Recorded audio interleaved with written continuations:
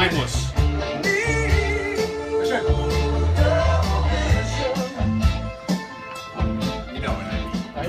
Joel, what are you saying today?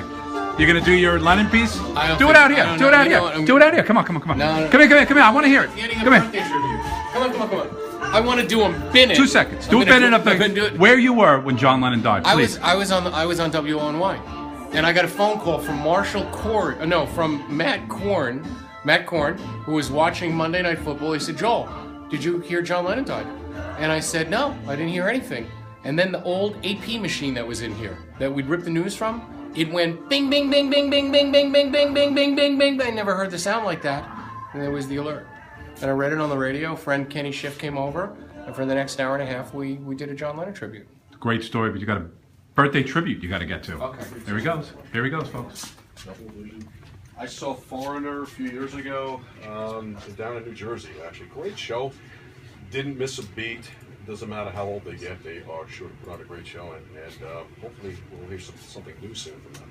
Yeah, excellent song, really great song. And Double Vision, I guess, relevant to you crazy guys, Jeff and Joel. We Joel, did the have a lot birthday of fun boy. last night. Yeah. We had a lot of fun, but we were careful. All right, well, that's good. All right. You know what I'm seeing here, which I find really interesting. I just saw a sign here on the wall. You were mentioning, like, looking around the studio. The studio hasn't changed that much. Some changes, so we're not really doing segues today. We did one, I think, from CD to CD. We used to do the segues with the records, and we all were proud when we did a great segue. Well, remember, Marshall, we used to actually compete for segues. We put together, 2 songs that we thought would go really well together and compete against each other. We spoke about it. It was like the big thing. Yeah.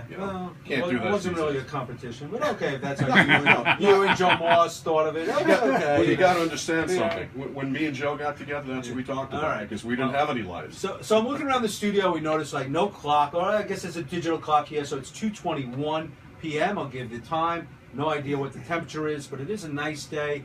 A little cool outside, but just really beautiful. But what I'm reading here, which I really am interested in, is words you cannot say on radio. And there's a long list here. Beginning with Marshall. So you could say Marshall. You could say, all of our names. And I guess some of these names you can, words you can say, but just it has to be in the right context. So, we're not going to even get into a lot of political correctness. Yeah, we're very politically correct. We never had as many signs up on the walls when we were here. But yeah, I'm not even.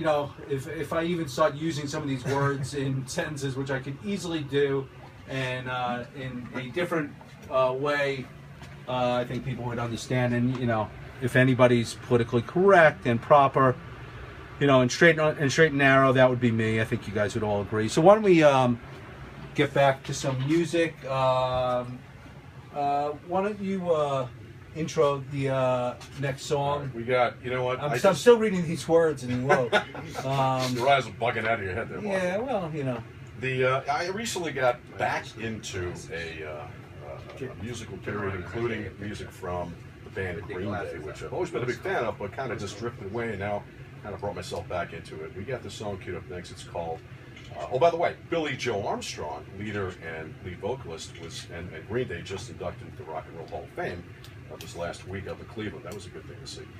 Got queued up right now this song called Boulevard of Broken Dreams. Here's Green Day.